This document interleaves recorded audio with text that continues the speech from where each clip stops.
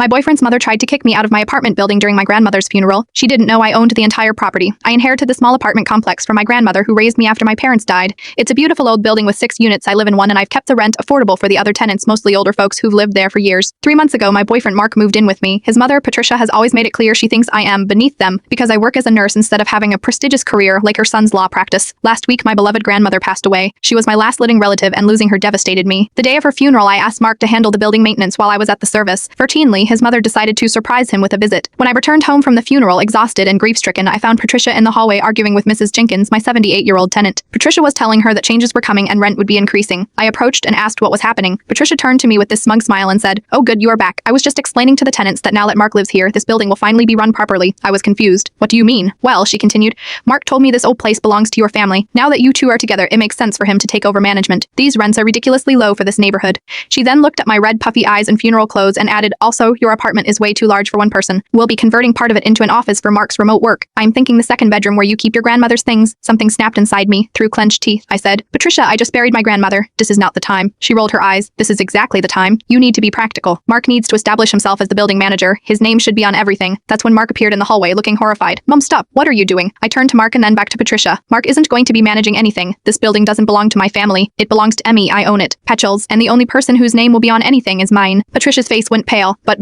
Mark said your grandmother owned it." "She did, and she left it to Emmy when I was 25. I've been the sole owner for 3 years." Mrs. Jenkins was trying not to smile. The other tenants had gathered in the hallway by this point. Patricia stammered, "Well, as Mark's mother, I am just trying to help secure his future," and I cut her off. "As the owner of this building and the person who just lost her grandmother today, I am asking you to leave now." She left. Mark apologized profusely. "We're working through it, but I've made one thing crystal clear. This building, my inheritance, and my grandmother's memory are not up for discussion."